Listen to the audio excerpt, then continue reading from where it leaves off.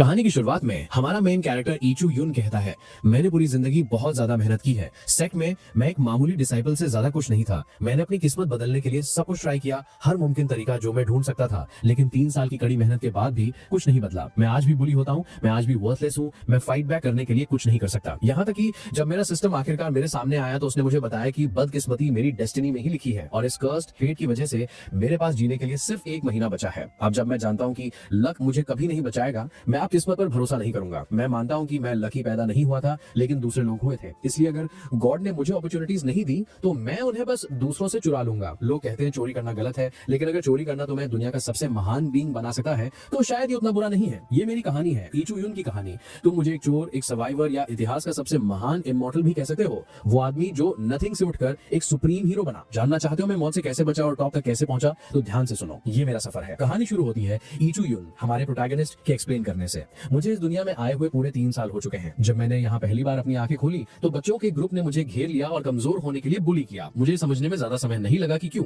मैं एक 3rd grade low quality body के साथ पैदा हुआ था जो कल्टीवेशन के लिए बिल्कुल बेकार थी। इमॉर्टल्स की इस दुनिया में इसका मतलब था कि मेरे लिए प्रोग्रेस करना इम्पॉसिबल था, लेकिन मुझे विश्वास था कि एक दिन मैं एक सिस्टम अवेकन रहूंगा। इसलिए मैं दिन रात मेहनत करता रहा उस पल के आने का इंतजार करते हुए। 3 साल की कड़ी मेहनत के बाद भी वो अभी भी एक जैनिटर है जो सेक्ट की जमीन साफ कर रहा है। अचानक एक नीली रोशनी उसके सामने चमकती है। रुको, क्या ये मेरा सिस्टम है? आखिरकार मैंने इस पल का कितनी देर से इंतजार किया है। आज से मैं आखिरकार लाइफ को एंजॉय कर पाऊंगा। पावर, पैसा, औरतें, सब कुछ एक सिस्टम प्रॉमिस करता है, लेकिन इसके बजाय सिस्टम बोलता है name Yichu Yun, fate cursed by hell king, prognosis 1 महीने के भीतर तुम्हारी जिंदगी खत्म हो जाएगी। लेकिन सरवाइव करने का एक तरीका है, उस टाइम के अंदर नेसेंट सोल रेल्म तक पहुंचो। अगर तुम फेल हो गए तो तुम्हारा सेक्ट तुम्हें निकाल देगा और सड़क पर चोर तुम्हें लूटने की कोशिश करेंगे। लेकिन जब उन्हें एहसास होगा कि तुम उनसे भी ज्यादा गरीब हो तो वो तरस खाकर तुम्हें मार डालेंगे। तुम्हारी मौत बहुत पैथेटिक और मीनिंगलेस होगी। ये सुनकर ईचू युन बेहोश होकर गिर जाता है। जब वो होश में आता है तो खुद से बड़बड़ाता है, तो मेरे पास सिर्फ 1 महीना बचा है। हाँ, शायद अगर मैं कुछ बोल्ड ट्राई करूं तो मैं अपनी किस्मत बदल सकता हूं। शायद मैं भी पावरफुल बन सकता हूं।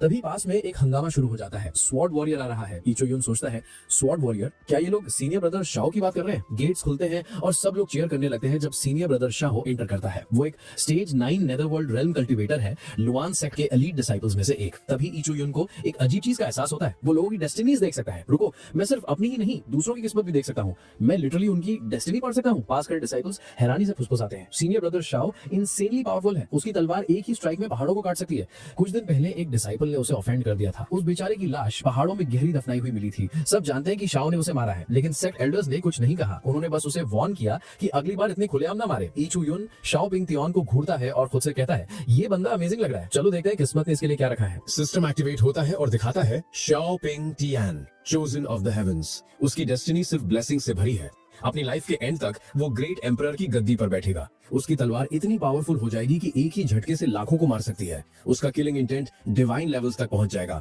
जिससे मॉर्टल्स सह नहीं पाएंगे। आखिर में वो एक गॉड का पोजीशन हासिल कर लेगा। उसकी किस्मत में जल्द ही एक टर्निंग पॉइंट आएगा। बच पी के एक मिशन के दौरान उसे एक ग्रेड 5 स्पिरिचुअल अर्ब मिलेगी। उसे कंज्यूम करने से उसे अगले रेल्म में ब्रेक थ्रू करने में मदद मिलेगी। ईचू युन अपनी मुट्ठी भींचता है। तो ये है वो जिसे किस्मत का आशीर्वाद मिला है। और मेरा क्या मैं उसकी कहानी में सिर्फ एक बैकग्राउंड फिलर हूँ? रुको, वो ग्रेड 5 अर्ब वो बहुत रेयर है। अगर मैं उसके पहुंचने से पहले वहां पहुंच गया तो शायद मैं अपनी डेस्टिनी बदल सकता हूँ। मैं आखिरकार समझ गया हूँ कि अपना सिस्टम कैसे यूज करना है। मेरी किस्मत भले ही सड़ी हुई हो, लेकिन मेरे पास एक पावरफुल ऑप्शन बचा है। मैं दूसरों की किस्मत से चोरी कर सकता हूँ। सॉरी ब्रदर शाओ, लेकिन वो अर्ब अब मेरा है। ईचू युन बच पी की तरफ दौड़ता है, शाओ पिंग तियान से पहले उस अर्ब को ढूंढने के लिए डिटरमिन्ड होकर। एक बार मैंने उसे खा लिया, मेरी डेस्टिनी आखिरकार बदल जाएगी। अब और किसी के आगे झुकना नहीं, अब और बुली नहीं होना। मेरा राइज आज से शुरू होता है। फिर ईचू युन ने जल्दी से उस अर्ब को वहीं खड़े खड़े कंज्यूम कर लिया। वो बड़बड़ाया, इसका टेस्ट ऑफुल है, लेकिन मैं अभी इसकी चिंता नहीं कर सकता। मुझे इसकी पावर को फौरन अब्सॉर्ब करना है। कुछ पल के फोकस्ड मेडिटेशन के बाद ईचू युन ने एक्साइटेडली सोचा, आखिरकार मैंने कर दिखाया। मैंने ब्रेक थ्रू कर लिया। एक ही झटके में मैं पूरे 3 स्टेजेस आगे बढ़ गया हूँ। मैं नेसेंट सोल रेल्म तक पहुंच गया हूँ। सिस्टम ने कहा था कि मुझे पूरा 1 महीना लगेगा, लेकिन मैंने ये सिर्फ 1 घंटे में कर दिखाया। अब मुझे जल्द ही मरने की चिंता करने की जरूरत नहीं है। तभी शाओ पिंग तियान चिल्लाते हुए वहां पहुंचा। ओए लड़के, तुम यहाँ क्या कर रहे हो? ईचू युन ने घबराते हुए सोचा।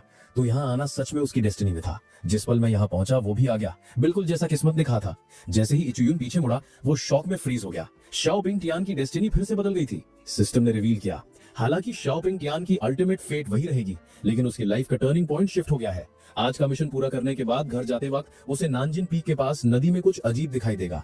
जब वो इन्वेस्टिगेट करेगा तो उसे एक स्पिरिचुअल वेपन मिलेगा, कोल्ड फ्लेम स्वॉर्ड। इसे हासिल करने से उसकी डेस्टिनी और भी स्ट्रेंथन हो जाएगी।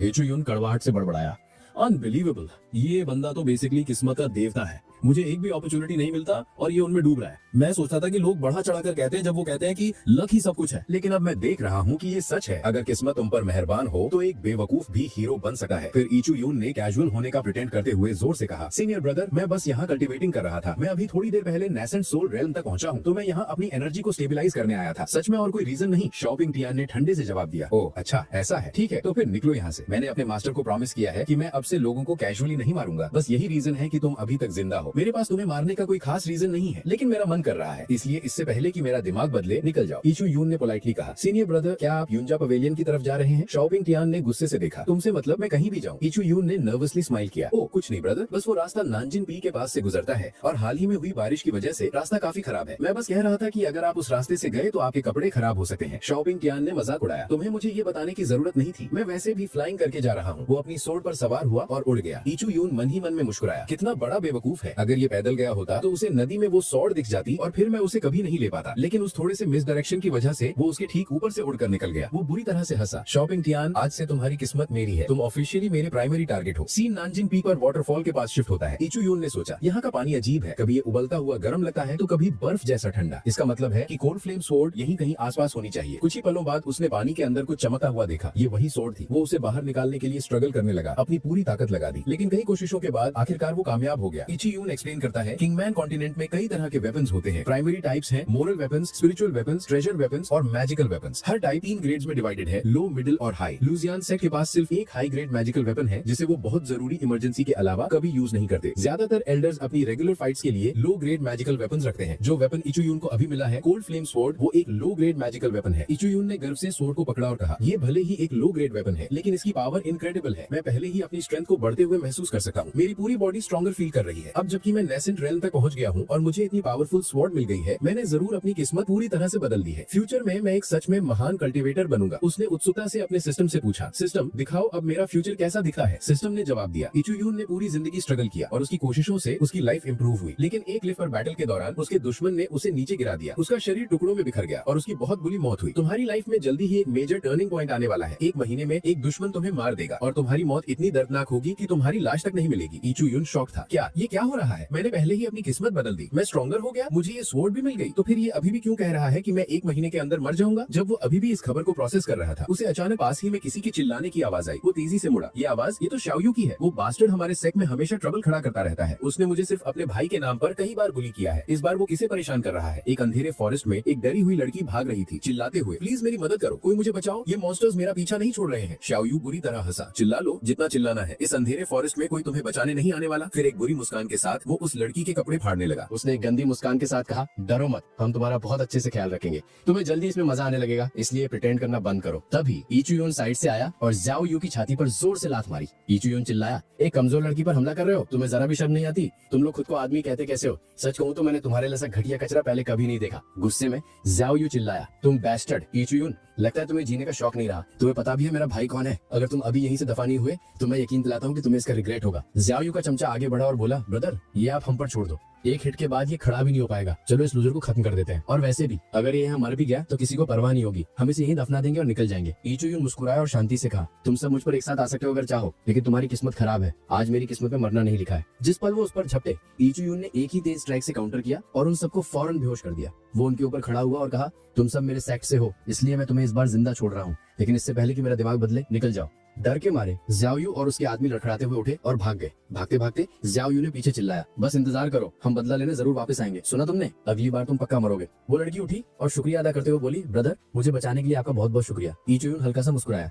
थैंक यू बोलने की जरूरत नहीं है, बस अगली बार ज्यादा केयरफुल रहना। लेकिन तभी वो अचानक शॉक में फ्रीज हो गया। उसके सिस्टम ने लड़की की आइडेंटिटी रिवील की, उसका नाम चियान था। उसकी किस्मत उसकी आंखों के सामने आ गई। इस लड़की का फ्यूचर एक्स्ट्रा ऑर्डिनरी है। ये स्ट्रॉन्गर और स्ट्रॉन्गर होती जाएगी और अपनी लाइफ के एंड तक लोग उसे हेवनली एम्प्रेस बुलाएंगे। लेकिन हेवेंस में अपने असेंशन के दौरान उसे हेवनली ट्रिबुलेशन का सामना करना पड़ेगा और 9वें दिन वो मर जाएगी। लगभग 3 महीनों में उसकी किस्मत में एक मेजर टर्निंग पॉइंट आएगा। एम्प्रेस की सोल उसके शरीर के अंदर अवेकन होगी, जिससे उसे इंक्रेडिबल लक और पावर मिलेगी। लुआन सेक के एंसेस्टर्स भी उसे अपनी डिसाइपल बना लेंगे। चैन ने नोटिस किया कि इचुन उसे अजीब तरह से घूर रहा है। ब्रदर, क्या कुछ गड़बड़ है? आप मुझे ऐसे क्यों देख रहे हो? इचुन ने सोचा। एक एम्प्रेस का रीइंकार्नेशन मेरे ठीक सामने खड़ा है। ये मतलब है कि वो भविष्य में वो एक एब्सोल्यूट पावर हाउस बनेगी, लेकिन उसकी डेस्टिनी 3 महीने में अवेकन होगी और मुझे तो ये भी नहीं पता कि मैं उतने समय तक सर्वाइव कर पाऊंगा या नहीं। क्यान ने फिर से पूछा, ब्रदर क्या कोई चीज आपको परेशानी दे रही है? इचुन ने जल्दी से जवाब दिया, नहीं सब ठीक है। फिर उसने सोचा, अगर मुझे भविष्य में उठना है तो मुझे उसका ट्रस्ट जीतना होगा और उसे अपनी साइड पर लाना होगा। उसने एक ब्लड वान पिल निकाली और उसे पकड़ाई। इचुन ने कहा, ये लो, ये तुम्हारी एनर्जी रिस्टोर कर देगी और तुम्हें पहले से भी ज्यादा स्ट्रॉन्गर महसूस कराएगी। क्यान हिचकिचाई, ब्रदर मैं सच में ग्रेटफुल हूँ, लेकिन ये पिल बहुत एक्सपेंसिव लग रही है, मैं इसे एक्सेप्ट नहीं कर सकती। आपने ऐसी चीज पाने के लिए जरूर बहुत मेहनत की होगी। इचुन ने नरमी से उसका हाथ पकड़ा और कहा, फिक्र मत करो, मैं पहले ही नेसेंट रियम तक पहुंच चुका हूँ। ये पिल अब मुझ पर कोई असर नहीं करती, लेकिन तुम्हारे लिए ये तुम्हारी रिकवरी को तेज करेगी। तुम्हें खुद को प्रोटेक्ट करना सीखना होगा। कोई हमेशा तुम्हें बचाने के लिए आसपास नहीं होगा। अगर तुम स्ट्रॉन्गर बन जाओ तो बस वही मुझे खुश कर देगा। जैसे ही इचुन वहां से गया, क्यान ने उसे प्रशंसा से देखा, सोचते हुए, बिग ब्रदर आप कितने अच्छे इंसान हैं, मैं आपकी काइंडनेस को कभी नहीं भूलूंगी। सीन अब शाओयू और उसकी गैंग पर शिफ्ट होता है,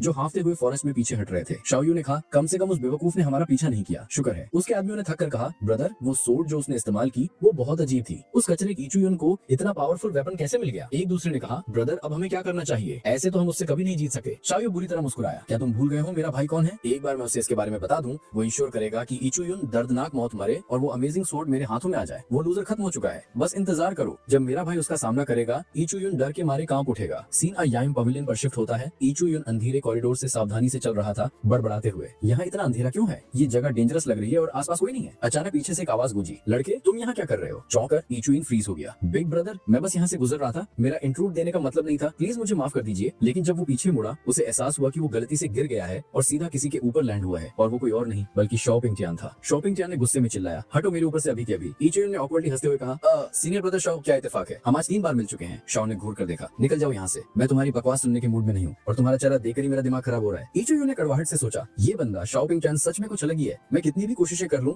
मेरी किस्मत बदलने से इनकार करती है, जबकि इसकी डेस्टिनी लगातार इंप्रूव होती जा रही है और इसे नए नए ट्रेजर्स मिलते जा रहे हैं। सिस्टम के हिसाब से इसे एक और मिलने वाला है, एक लेजेंडरी ट्रेजर। वो 1 महीने बाद अपीयर होगा, लेकिन मुझे उससे पहले हासिल करने से कोई नहीं रोक सकता। अगले दिन इचुन ने गर्व से कहा, क्योंकि मैंने नेसेंट रियल में ब्रेक थ्रू कर लिया है, अब मैं एक ऑफिशियल आउटर डिसाइपल हूँ। अब और झाड़ू पोछा नहीं, और अब मेरे पास अपनी खुद की जगह भी है। मैं आखिरकार सेक्ट लाइब्रेरी में भी एंटर कर सकता हूँ। चलो देखते हैं यहाँ किसकी डेस्टिनी सबसे ज्यादा शाइन करती है। जैसे ही उसने डिसाइपल्स को एग्जामिन किया, उसने ठंडी सांस ली। ये सब गार्बेज है, एक की भी लक ढंग की नहीं है। तभी उसकी नजर एक आदमी रेनफोंग पर पड़ी। सिस्टम ने रिवील किया, रेनफोंग की लाइफ में एक मेजर टर्न आने वाला है। इचुन 5 सन माउंटेन पहुंचा। ट्रेनिंग के बाद अपनी आंखें खोलते हुए वो मुस्कुराया और कहा, अनबिलीवेबल, सिर्फ 2 घंटे में मैं नेसेंट रियम के दूसरे स्टेज तक पहुंच गया हूँ। ये टेक्निक इनक्रेडिबल है। इसने न सिर्फ मेरी स्वॉर्ड्समैनशिप को मजबूत किया है, बल्कि मेरी बॉडी भी अब बहुत पावरफुल महसूस कर रही है। मैं जितना ज्यादा फोर्स यूज करता हूँ, मेरे अटैक्स उतने ही स्ट्रॉन्गर हो जाते हैं। वो एक पल के लिए रुका, फिर उसने कहा, चलो देखते हैं मेरी डेस्टिनी में अब क्या बदला है। चेक करने के बाद उसका चेहरा उदास हो गया। मेरा अंजाम ये अभी भी वैसा ही है, लेकिन टर्निंग पॉइंट बदल गया है। 1 महीने में मरने के बजाय अब मेरी किस्मत में 28 दिनों में मरना लिखा है,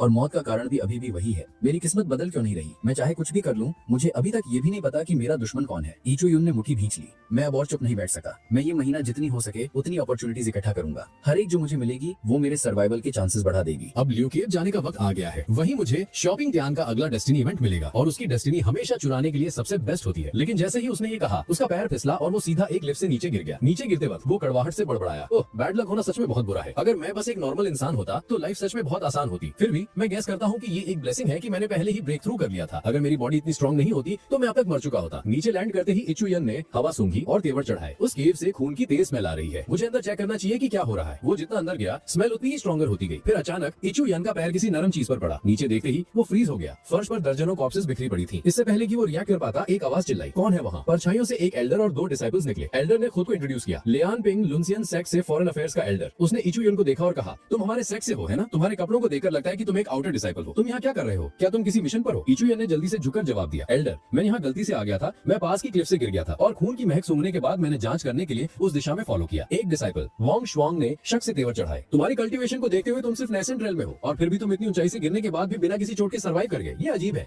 मुझे तुम पर भरोसा नहीं है। एल्डर चिंगपिंग ने डांटा, बस करो वोंग शुआंग, हमने आज इस पहाड़ पर बहुत से डिसाइपल्स खो दिए हैं और हमें अभी तक कारण नहीं पता। हमारे पास पहले ही मैन पावर पावर की कमी है। अगर ये लड़का हमारी मदद कर सकता है तो ये उपयोगी होगा। फिर उन्होंने आदेश दिया, वोंग शुआंग, इचू युन, तुम दोनों केव के लेफ्ट साइड में जाओ और सर्वाइवर्स के लिए चेक करो। बहुत से डिसाइपल्स अभी भी मिसिंग है। इचू युन ने सिर हिलाया, समझ गया एल्डर। हल्का सा मुस्कुराते हुए उसने वोंग शुआंग से कहा, सीनियर ब्रदर चलो चलते हैं। थोड़ी दूर चलने के बाद वोंग शुआंग ने दर्द से कराते हुए कहा, लिटिल ब्रदर मुझे लगता है मेरे टखने में मोच आ गई है, तुम मेरे बिना आगे बढ़ो, मैं रिकवर होते ही तुम्हें पकड़ लूंगा। इचू यन ने मन ही मन सोचा, कैसा बेवकूफ है, इसे एहसास ही नहीं हो रहा कि ये आगे आने वाली एक बड़ी अपॉर्चुनिटी को मिस कर रहा है। जैसे ही इचू यन गुफा में और अंदर गया वो बड़बड़ाया, इसने अपनी किस्मत मुझे बस इसलिए दे दी क्योंकि ये आगे जाने के लिए बहुत लेजी था। वो आगे बढ़ा तो वो किसी इंपॉर्टेंट इंसान से मिलता, कोई ऐसा जो भविष्य में उसकी बहुत मदद कर सकता था, लेकिन क्योंकि उसने हार मान ली वो अपॉर्चुनिटी अब मेरी है। थोड़ी देर बाद इचुयून की नजर पत्थरों के बीच एक हल्की सी चमक और उसके पास बेहोश पड़े एक आदमी पर पड़ी। इचुयून ने कहा, तो ये वही आदमी होगा जिससे सिस्टम ने मेंशन किया था, हालांकि ये अभी भी सांस ले रहा है। अगर सिस्टम ने कहा है कि ये मेरे भविष्य के लिए इंपॉर्टेंट होगा तो इस आदमी की आइडेंटिटी जरूर एक्स्ट्राऑर्डिनरी होगी। तभी सिस्टम ने इन्फॉर्मेशन डिस्प्ले की, नेम दुआन होंग, फेट एक्सेप्शनल। आखिर में ये सनसेट वैली तक ट्रैवल करेगा जहां ये एक गॉड के हाथों मारा जाएगा, लेकिन उससे पहले ये एक इमॉर्टल किंग बनेगा और एक बहुत फेमस लेजेंडरी औरत के साथ मरेगा। फिलहाल ये एक टर्निंग पॉइंट पर है। इस केव के अंदर इसकी किस्मत में powerful item mistake yuan embryo को पाना लिखा है। इचुयून की आंखें बड़ी हो गई तो उसे यहाँ एक आर्टिफैक्ट मिलना था, वो मिस्टिक युआन एम्ब्रियो। उसने दुआन हुंग के गाल पर हल्का सा थप्पड़ मारा, हे सीनियर ब्रदर उठो, लेकिन वो आदमी नहीं हिला। इचुयून ने ठंडी सांस ली, लगता है ये सच में बेहोश है। खैर, जब ये इस अपॉर्चुनिटी को यूज नहीं कर रहा है तो मैं इसे अपने लिए ले लेता हूँ। उसने एरिया सर्च करना शुरू किया और कुछ ही मिनटों के बाद उसे वो मिल गया। ये रहा युआन एम्ब्रियो, और रुको इसके पास एक बुक भी है। उसने उन्हें ध्यान से एग्जामिन किया। इनक्रेडिबल, इस एम्ब्रियो में हेवन और अर्थ दोनों की एनर्जी है। मैंने फिलहाल स्टोर कर लेता हूँ, ये बाद में काम आएंगे। थोड़ी देर बाद इचुयून ने बाकियों को आवाज दी और सब फिर से इकट्ठा हो गए। एल्डर चिंगपिंग ने कहा, अच्छा काम किया सबने। इस लड़के की जान खतरे में नहीं है, लेकिन उसके सिर की इंजरी बहुत गंभीर है। हमें इसे ट्रीटमेंट के लिए तुरंत सेक्ट वापस ले जाना होगा। फनकुन और वोंग शुआंग, तुम दोनों यही रहोगे और केव को गार्ड करोगे। ध्यान रखना कि कोई और अंदर ना आए। और तुम इचुयून, तुमने आज बहुत अच्छा काम किया। उन्होंने उसे एक टोकन पकड़ा और कहा, इसे एक रिवॉर्ड समझ कर रखो। जब तुम सेक्ट लौटोगे तुम इसे एक वैल्यूएबल प्राइस के बदले एक्सचेंज कर सकते हो। इचुयून ने इज्जत से झुककर मुस्कुराते हुए कहा, थैंक यू एल्डर। उसी वक्त उसने मन ही मन सोचा, मेरे सारे करंट टास्क पूरे हो गए हैं, अब ल्यू केव जाकर शाओपिंग टियोन की डेस्टिनी चुराने का वक्त है। थोड़ी देर बाद इचुयून एक वाटरफॉल तक पहुंचा और मुस्कुराया। ल्यू केव के बारे में कोई नहीं जानता। सच तो यह है कि ये इस वाटरफॉल के पीछे छुपी है। ये लुआन सेक्ट के सीक्रेट इनहेरिटेंस ग्राउंड्स में से एक है। जो भी यहाँ एंटर करता है वो हमारे सेक्ट का एंशिएंट इनहेरिटेंस हासिल कर सकता है। एक महीने बाद शाओपिंग टियोन की किस्मत में इसे डिस्कवर करना लिखा था, लेकिन मेरे सिस्टम का शुक्रिया, मुझे पहले पता चल गया। उसने अपनी एनर्जी का इस्तेमाल करके वाटरफॉल को 2 हिस्सों में बांट दिया और केव में प्रवेश कर गया। अच्छी बात है कि आज यहाँ कोई गार्ड्स नहीं है। वो जरूर 5 सन माउंटेन इंसिडेंट को इन्वेस्टिगेट करने गए होंगे, जहां हमारे इतने सारे लोग बिना किसी रीजन के मारे गए। यहाँ की एनर्जी को देखकर लगता है इनहेरिटेंस ट्रायल पहले ही एक्टिवेट हो चुका होगा। चलो देखते हैं इस बार मेरी किस्मत में क्या फॉर्चून लिखा है। इसके साथ ही इचुयून ने ट्रायल में कदम रखा। अंदर उसने खुद को एक विशाल रेल्म में पाया। आसमान में एक पावरफुल एंशिएंट मास्टर खड़ा था जो गरजती हुई आवाज में बोल रहा था, खुद हेवन के कंपेयर में मैं ज्यादा स्ट्रॉन्गर हूँ। फिर एक ही स्ट्राइक में उस मास्टर ने अपने नीचे खड़े अनगिनत फिगर्स को नष्ट कर दिया। इचुयून की आंखें फैल गईं, तो ये है हमारे लुआन सेक्ट के प्राचीन काल के टॉप कल्टीवेटर्स में से। इसकी पावर, ये डरावनी है। उस एंसेस्टर की स्पिरिट इचुयून की तरफ मुड़ी और बोली, बच्चे तुम्हें यहाँ नहीं आना चाहिए था। अगर तुम इस जगह से जिंदा जाना चाहते हो तो अभी वापस मुड़ जाओ। अगर तुम रुके तो सिर्फ मौत तुम्हारा इंतजार कर रही है। इचुयून ने अपनी स्वॉर्ड तैयार की। उसका अटैक इंसेनली पावरफुल है। भले ही उसने मुझे डायरेक्टली टारगेट नहीं किया, लेकिन सिर्फ उसका प्रेशर ही इतना है कि सांस लेना मुश्किल हो रहा है। एंसेस्टर ने तेवर चढ़ाए, तुम बहुत जिद्दी हो लड़के, और मुझे जिद्दी लोग पसंद नहीं है। उसने अटैक्स की एक भयानक लड़ी छोड़ दी। इचुयून ने मुश्किल से उन सबको ब्लॉक किया। हर स्ट्राइक पिछले वाले से ज्यादा भारी था। फिर भी वो दर्द में चिल्लाया, भाग जाना मेरे लिए कोई ऑप्शन नहीं है। भले ही मेरी किस्मत में 1 महीने में मरना लिखा है, मैं सर्वाइव करने के लिए लड़ूंगा। अगर मुझे सबके बीच में स्ट्रॉन्गेस्ट बनना है तो मुझे ये सहना होगा, चाहे कुछ भी हो जाए। एक मैसिव एक्सप्लोजन पूरी केव में गूंजा। मास्टर ने आफ्टरमैथ को महसूस करते हुए कहा, क्या मैंने कुछ ज्यादा ही पावर इस्तेमाल कर दी? लगता है मैं कुछ ज्यादा ही आगे निकल गया और लड़के को मार दिया। लेकिन ये मेरी गलती नहीं है, ये स्ट्रेंथ का टेस्ट था। अगर वो मेरी पावर का एक छोटा सा फ्रैक्शन भी नहीं सह सका तो वो मेरा पूरा इनहेरिटेंस कैसे संभाल पाता? मेरा आखिरी अटैक बहुत स्ट्रॉन्ग था। अगली बार मैं खुद को रोक लूंगा। लेकिन तभी उसके आश्चर्य में उसने इचुयून को अब भी खड़ा हुआ देखा, बड़ी मुश्किल से लेकिन जिंदा। मास्टर प्रशंसा से हंसा, तुम सच में रिमार्केबल हो बच्चे। सिर्फ अनशेकेबल विल वाले लोग ही स्वॉर्ड के मार्ग पर आगे बढ़ सकते हैं। बिना डिटर्मिनेशन वाला इंसान कभी सच्ची कल्टीवेशन हासिल नहीं कर सकता। बहुत अच्छे, मैं तुम्हारे जैसे किसी का 100 सालों से इंतजार कर रहा था। मास्टर ने अपना हाथ आगे बढ़ाया और इमेंस एनर्जी इचुयून की बॉडी में प्रवाहित की। मास्टर ने कहा, ध्यान से सुनो, मैंने तुम्हें ग्रेट रिवर स्वॉर्ड टेक्निक प्रदान की है जो 12 लेयर्स की टेक्निक है। अगर तुम सब 12 में मास्टर होगे तो मैं गारंटी दे सकता हूँ कि तुम एक दिन इमॉर्टल लेवल तक पहुंच जाओगे। उसके साथ मैंने तुम्हारे लिए एक और आर्ट छोड़ी है, किंग स्वॉर्ड टेक्निक, एक सुप्रीम स्वॉर्ड स्किल जो तुम्हें स्वॉर्ड कल्टीवेशन के बहुत शीर्ष तक ले जा सकती है। लेकिन मेरे पास उस टेक्निक की सिर्फ पहले 5 लेयर्स हैं। कहा जाता है कि बाकी की लेयर्स कहीं सदर्न फॉरेस्ट की गहराई में है। और एक आखिरी वार्निंग, इन दोनों टेक्निक्स को कभी एक साथ प्रैक्टिस मत करना, सिर्फ एक चुनो। इन्हें मिक्स करना तुम्हारी बॉडी और सोल को नष्ट कर सकता है। इचुयून ने कॉन्फिडेंट होकर मुस्कुराया, चॉइसेस तो बच्चे करते हैं, मेरे जैसे लोग हम सब कुछ ले लेते हैं। कुछ दिन बाद एल्डर चिनपिंग ने पूछा, फैनकुन, क्या तुम्हें इचुयून मिला? फैनकुन ने नाम से हिलाया, एल्डर, हमने हर एरिया सर्च किया लेकिन वो कहीं नहीं मिला। तभी उन्होंने एक जाने पहचाने फिगर को अपनी तरफ आते देखा। फैनकुन की सांसें बह गई। रुको, क्या वो इचुयून है? वो बिल्कुल अलग दिख रहा है, ज्यादा ज्यादा हैंडसम और उसका ऑरा बहुत स्ट्रॉन्गर महसूस हो रहा है। एल्डर चिनपिंग आगे बढ़े, इचुयुन तुम पिछले कुछ दिनों से कहाँ थे? इचुयुन ने शांति से जवाब दिया, एल्डर मैं स्पेशल ट्रेनिंग के लिए पहाड़ से नीचे गया था, मैंने अपना शेड्यूल एग्जैक्टली फॉलो किया और अब समय पर वापस आ गया हूँ। क्या मैं पूछ सकता हूँ आपको मुझसे कुछ काम था? चिनपिंग ने सिर हिलाया। हाँ मेरे पीछे आओ, हमारे सेक लीडर तुमसे मिलना चाहते हैं। वो युनजा पवेलियन के मेन हॉल में प्रवेश हुए। अंदर इचुयुन को एक जाना पहचाना चेहरा दिखा। सीनियर ब्रदर डुअन हंग, आप भी यहाँ हैं? डुअन हंग मुस्कुराया, हाँ जूनियर ब्रदर इचुयुन, हम फिर मिल गए। मुझे उस दिन मेरी जान बचाने के लिए तुम्हें पर्सनली थैंक यू कहने का मौका ही नहीं मिला। इचुयुन ने विनम्रता से उत्तर दिया, थैंक यू कहने की कोई जरूरत नहीं है सीनियर ब्रदर, मैंने वही किया जो सही था। उसी पल सेक लीडर गुसांदा उसकी तरफ मुड़े। तो तुम हो इचुयुन? इचुयुन ने मन ही मन सोचा, इस आदमी का ऑरा ये अविश्वसनीय है। इस दर से झुकते हुए उसने कहा, प्रणाम सेक लीडर। गुसांदा मुस्कुराए, तुम एक इंप्रेसिव नौजवान हो इचुयुन, हमारे सभी आउटर डिसाइपल्स में तुम सबसे अलग दिखते हो। 3 दिन में ग्रैंड इंटरसेक्ट कंपटीशन होने वाला है और मैं चाहता हूँ कि तुम उसमें पार्टिसिपेट करो। मैं तुम पर अपना विश्वास जताकर तुम्हें चुन रहा हूँ इचुयुन, मुझे निराश मत करना। इचुयुन ने चुपचाप सोचा, सेक लीडर आखिर प्लानिंग क्या कर रहे हैं? एल्डर चिनपिंग ने कहा, बस कुछ ही दिनों में इनर सेट कंपटीशन शुरू होगा। जो भी उस कंपटीशन में सबसे अच्छा प्रदर्शन करेगा उसे वास्तव में रिमार्केबल रिवॉर्ड्स मिलेंगे। हमारे सेक लीडर ने खुद इंस्ट्रक्ट किया है कि तुम्हें पार्टिसिपेट करना है और जीतना है। डुअन हंग ने पर्सनली तुम्हें रिकमेंड किया है। इचुयुन ने शुक्रिया अदा करते हुए मुस्कुराकर कहा, बहुत बहुत धन्यवाद सेक लीडर और धन्यवाद आपको भी सीनियर ब्रदर डुअन हंग, मैं आप दोनों में से किसी को भी नाराज नहीं करूंगा। गुसांदा ने कहा, तुम दोनों अब जा सके हो। जैसे ही इचुयुन जाने के लिए मुड़ा, गुसांदा ने एल्डर चिनपिंग की तरफ देखा और पूछा, एल्डर चिनपिंग 5 सन माउंटेन केव इंसिडेंट के बारे में जहां हमारे इतने सारे डिसाइपल्स मारे गए, क्या हमें पता चला कि उसके पीछे कौन था? एल्डर चिनपिंग ने झुककर कहा, सेक लीडर हमारे पास अभी भी पूरी जानकारी नहीं है, लेकिन अपनी इन्वेस्टिगेशन के दौरान हमें पता चला है कि रेड घोस्ट सेक के मेंबर्स हमारे एरिया के पास कई बार देखे गए हैं। इस बात का पूरा चांस है कि उन्होंने ही हमारे डिसाइपल्स पर घात लगाकर हमला किया और उन्हें मार डाला। गुसांदा का एक्सप्रेशन कठोर हो गया। अगर ये सच है तो अपनी इन्वेस्टिगेशन जारी रखो और रेड घोस्ट सेक पर नजर रखो। बेवकूफ हमेशा से हमारे दुश्मन रहे हैं, उन्होंने हमारे खिलाफ साजिश करना कभी बंद नहीं किया। सीन इचुयुन के रेजिडेंस पर शिफ्ट होता है। इचुयुन गहरी सोच में बैठा था, चाहे कुछ भी हो जाए मुझे ये कंपटीशन जीतना ही होगा। अगर मैं फर्स्ट प्लेस ले आया तो मुझे इनर डिसाइपल बना दिया जाएगा और ये मेरे लिए एक बहुत बड़ा स्टेप फॉरवर्ड होगा। वो हल्का सा मुस्कुराया, सिर्फ 4 दिनों में मैंने इनक्रेडिबल प्रोग्रेस की है। मैंने पहले ही ग्रेट रिवर स्वॉर्ड टेक्निक के 3 लेयर्स और किंग स्वॉर्ड टेक्निक के 2 लेवल्स मास्टर कर लिए हैं। सिर्फ 4 दिन की फोकस प्रैक्टिस ने मेरी कल्टीवेशन को नेसेंट रेल्म के 8वें लेवल तक पहुंचा दिया है और ल्यू केव में ट्रेनिंग करते वक्त मुझे एक rare mental technique mind flower sword technique भी मिली जो बैटल्स के दौरान मेरे दिमाग को स्थिर रखने में मदद करती है। इतना सब होने के बाद भी मेरी किस्मत अभी भी नहीं बदली है। अगर मुझे सर्वाइव करना है तो मुझे और ज्यादा मेहनत करनी होगी। अचानक इचुयुन को अपने पीछे कुछ महसूस हुआ। एक पत्थर सीधा उसके सिर की तरफ आ रहा था। उसने तेजी से उसे हवा में ही पकड़ा और जोर से वापस फेंक दिया। ऊपर से एक शांत आवाज गूंजी, अच्छे रिफ्लेक्सेस हैं, इंप्रेसिव टेक्निक है। इचुयुन ने ऊपर देखा और एक बूढ़े मास्टर को पेड़ की डाली पर बैठे पाया। उस बूढ़े आदमी ने हल्की मुस्कान के साथ कहा, नौजवान तुम्हारी बॉडी काफी रिमार्केबल है, लगता है मैं तुम्हारे बारे में गलत नहीं था। उसी वक्त इचुयुन का सिस्टम एक्टिवेट हुआ और जानकारी सामने आई। Name Dan Pinghu, nature kind hearted and righteous. 100 साल पहले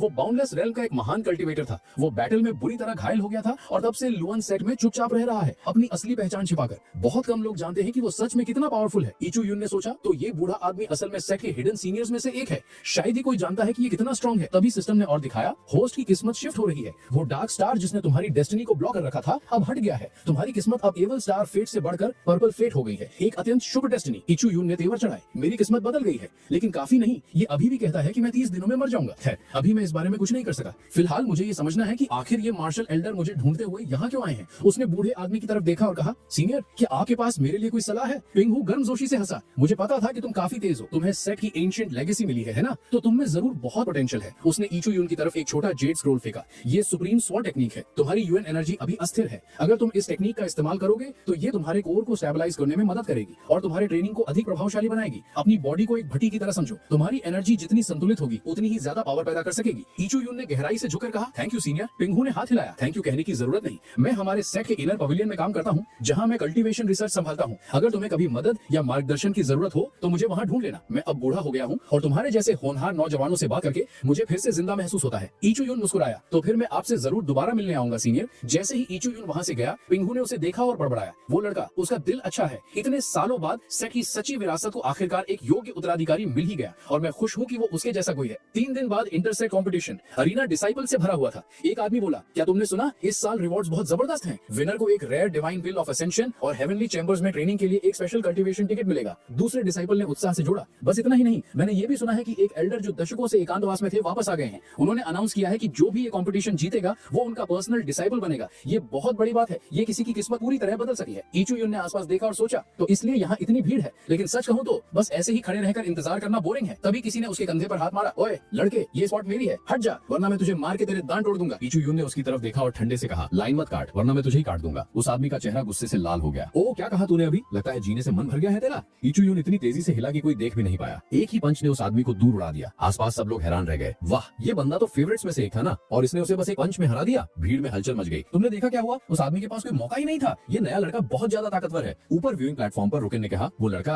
वो पावरफुल है। उसके बगल में एल्डर केन ने तेवर चढ़ाए, देखते हैं वो रेकलेस है, शायद बस एक किस्मत वाला बेवकूफ है। अगर ये मेरे टेस्ट से पहले ही एलिमिनेट हो गया तो बाकी सबके लिए अच्छा होगा। तभी होस्ट ने जोश से अनाउंस किया, इंटरसेक्ट कंपटीशन में 4 राउंड्स होंगे। पहले राउंड में 100 पार्टिसिपेंट स्टेज पर आएंगे और फ्रीली लड़ेंगे। जो कोई भी स्टेज से नीचे गिरेगा वो तुरंत एलिमिनेट होगा। सिर्फ टॉप 30 ही अगले राउंड में एडवांस करेंगे। तुम इसे पहले राउंड का टूर्नामेंट ऑफ पावर कह सकते हो। इचू युन ने अपने पावर रिलीज करते हुए आत्मविश्वास से कहा, मैंने पूरा टूर्नामेंट ऑफ पावर देखा है, बिल्कुल जिरेन की तरह मैं अपनी जगह पर खड़ा रहूंगा और मुझे यकीन है कि कोई मुझे यहाँ से हिला नहीं पाएगा। होस्ट ने घोषणा की, पहला राउंड खत्म हो गया है। टॉप 30 पार्टिसिपेंट्स क्वालिफाई कर चुके हैं। इचू युन ने मन ही मन सोचा, अगर मेरे पास सिस्टम नहीं होता तो मैं भी बाकी लोगों की तरह स्टेज से गिर गया होता। भले ही मेरी लक खराब है, लेकिन जब तक मेरे पास ये सिस्टम है मैं सब कुछ ठीक कर सकता हूँ। दूसरा राउंड शुरू हुआ। लक ड्रॉ के हिसाब से कंपेटिटर्स एक एक करके लड़ेंगे। इसके बाद सिर्फ 12 पार्टिसिपेंट्स बचेंगे। इचू युन ने फिर से पूरा राउंड डोमिनेट किया और अनडिफीटेड रहा। तीसरे राउंड के बाद होस्ट ने घोषणा की, अब हमारे पास टॉप 6 हैं। इचू युन ने मुस्कुराकर कहा, ये मेरी उम्मीद से ज्यादा आसान था। मुझे नहीं लगा था कि ये राउंड इतना स्मूथली निकलेगा। ऑडियंस में लोग आपस में फुसफुसा रहे थे। लगता है सब लोग पहले ही इचू युन के आगे झुक गए हैं। एक ने कहा, रुको, क्या जाओ क्विन इस साल फिर से कम्पीट नहीं कर रहा? वो 8 सालों से लगातार इस टूर्नामेंट में आ रहा है और अभी तक एक बार भी जीत नहीं पाया है। पता नहीं ये आदमी आखिर हार कब मानेगा। इचू युन ने जाओ क्विन की तरफ देखा और सोचा, ये 8 सालों से पार्टिसिपेट कर रहा है और एक बार भी एडवांस नहीं कर सका। इसकी किस्मत में जरूर कुछ गड़बड़ है। उसने चेक करने के लिए अपना सिस्टम एक्टिवेट किया और दंग रह गया। इस आदमी की लक तो मुझसे भी बुरी है। सिस्टम ने डिस्प्ले किया, फेट एक्सट्रीमली अनफॉर्चुनेट। अपनी पूरी लाइफ में ये फेलियर के अलावा कुछ हासिल नहीं करेगा। आज से 1000 साल बाद ये आखिरकार सक्सीड करेगा, लेकिन उसके सिर्फ 1 घंटे बाद मर जाएगा। लेकिन वो जल्द ही एक टर्निंग पॉइंट पर पहुंचने वाला है। उसे जल्द ही एक जेड पेंडेंट मिलेगा जो उसकी डेस्टिनी में थोड़ा बदलाव लाएगा। इचू युन ने धीरे से सांस ली। बेचारा आदमी, इसकी एक सफलता भी बहुत देर से आएगी। जाओ क्विन ने पुकारा, जूनियर ब्रदर, चलो अपना मैच शुरू करते हैं। इचू युन ने सिर हिलाया। भले ही इसकी किस्मत सड़ी हुई हो, लेकिन इसका डिटर्मिनेशन नहीं। मैं इतने दृढ़ किसी को कमजोर नहीं समझ सकता। जाओ क्विन ने इचू युन की तरफ ताबीज की तरह मुट्ठी भर डाइस फेंके और अपनी की से उनका आकार तब तक बढ़ाया जब तक उन्होंने आधा स्टेज नहीं भर दिया। इचू युन ने शांति से एक के बाद एक उन सबको अपने नंगे हाथों से तोड़ दिया। स्पेक्टेटर्स दंग रह गए। वाह, इचू युन ने सारे डाइस बस कुछ ही पंचेस में तोड़ दिए। वो 3 साल तक एक वर्कल डिसाइपल था, लेकिन अब लगता है कि वो इस बार पक्का इनर डिसाइपल बनेगा। जाओ क्विन चिल्लाया, ये तो बस वार्म अप था, अब मैं तुम्हें अपनी असली टेक्निक दिखाता हूँ। मैंने 7 सालों से ट्रेन किया है। उसने छलांग लगाई, लेकिन जैसे ही वो हिला उसका पैर मुड़ गया और वो स्टेज से नीचे गिर गया। तुरंत एलिमिनेट हो गया। रोते हुए उसने कहा, फिर से नहीं, हर साल यही होता है। इचू युन ने अविश्वास में पलकें झपकाई। रुको, क्या मैं अभी जीत गया? ऊपर स्टैंड्स में सेट लीडर गुसांडा मुस्कुराए। इस साल का टूर्नामेंट पिछले साल से कहीं ज्यादा मनोरंजक है। हमारे पास वाकई कुछ टैलेंटेड डिसाइपल्स हैं। उसने एल्डर की तरफ मुड़कर पूछा, उस लड़की के बारे में आपका क्या ख्याल है? एल्डर ने जवाब दिया, वो स्ट्रांग है, घमंडी है और थोड़ी अहंकारी भी है। हाँ, लेकिन एम्बिशियस भी बहुत है। लेकिन उसकी पर्सनालिटी और स्ट्रेंथ आपस में पूरी तरह मैच नहीं करते। गुआंडा ने सिर हिलाया और पूछा, और रुकेन के बारे में क्या? एल्डर ने रिस्पॉन्ड किया, वो कल्टीवेशन में टैलेंटेड है, लेकिन उसमें दूर की सोच की कमी है। वो बहुत कुछ अचीव कर सकता है, लेकिन महानता नहीं। सेट लीडर ने आहें भरी। मुझे लगा था इन दोनों में से कोई एक एल्डर होंगशू की उम्मीदें पूरी कर देगा, लेकिन लगता है दोनों ही उसके स्टैंडर्ड्स के लायक नहीं है। मगर एल्डर होंगयू ने हल्का सा स्माइल किया, ये सच नहीं है।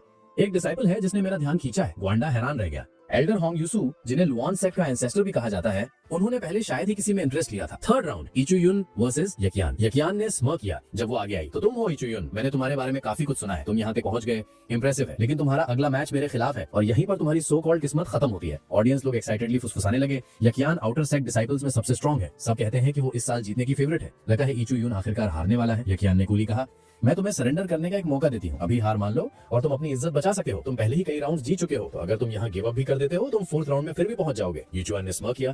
तुम कहती हो मेरी किस्मत खत्म हो गई। सच कहूँ तो मेरी किस्मत कभी थी ही नहीं। मैंने जो कुछ भी अचीव किया है वो अपनी स्ट्रेंथ से किया है। यकियान ने आईब्रो उठाई। ठीक है, लेकिन बाद में रोना मत। जब तुम्हें एहसास हो कि कितनी बेवकूफी थी, मैंने तुम्हें चांस दिया था। इसी के साथ फाइट शुरू हो गई। यकियान ने बिजली की तेजी से कई बार किए, लेकिन इचू युन ने अपनी रिवर फ्लो स्वॉर्ड टेक्निक का इस्तेमाल करके उन्हें ब्लॉक कर दिया। यकियान की आंखें फैल गईं। ये कैसे पॉसिबल है? वो एक लकड़ी की तलवार इस्तेमाल कर रहा है, उससे वो मेरे अटैक्स को कैसे ब्लॉक कर सकता है? इचू युन ने सोचा, मेरी की बहुत फ्लक्चुएट कर रही है, मैं उसे मुश्किल से कंट्रोल कर पा रहा हूँ। ऐसा जरूर इसलिए है क्योंकि मैं दोनों टेक्निक्स एक साथ इस्तेमाल कर रहा हूँ। यकियान ने फिर से चार्ज किया। तुमने मेरा पहला अटैक ब्लॉक कर दिया, इंप्रेसिव, लेकिन देखते हैं क्या तुम इससे निपट पाते हो। इचू युन ने अपनी 7 लेयर स्वॉर्ड टेक्निक एक्टिवेट की। उसकी वुडन स्वॉर्ड हल्की सी ग्लो करने लगी। ऑडियंस विश्वास नहीं कर पा रही थी, ये पागल है, ये यकियान से हेड ऑन फाइट कर रहा है, वो भी एक वुडन स्वॉर्ड से। ये किसी भी हालत में नहीं जीतेगा, वो बहुत स्ट्रॉन्ग है। लेकिन यकियान भी अब हिचकिचाने लगी। इस लड़के के पास इतनी ओवरवेलमिंग एनर्जी कहां से आ रही है? तभी इचू युन की वुडन स्वॉर्ड बीच से टूट गई। यकियान ने मौके का फायदा उठाया और आगे बढ़कर वार किया। इचू युन के कंधे के आर पार स्टैप कर दिया। वो ठंडाई से मुस्कुराई। टॉप 12 तक पहुंचना ही तुम्हारा पीक था इचू युन, लेकिन उससे ज्यादा चाहना ये सिर्फ लालच है और इसीलिए मैं तुम्हें यहीं रोक दूंगी। इचू युन, तुम वाकई एक पावरफुल कंपेटिटर हो, लेकिन तुम अभी भी मुझसे बहुत पीछे हो। सेक्ट लीडर गुआंडा ने सोचते हुए सिर हिलाया। मुझे लगा था ऐसा ही होगा। यकियान हमेशा से आउटर सेक्ट डिसाइपल्स में सबसे स्ट्रॉन्ग रही है। असल में इचू युन उसके सामने इतनी देर तक टिका रहा, यही बहुत इंप्रेसिव है।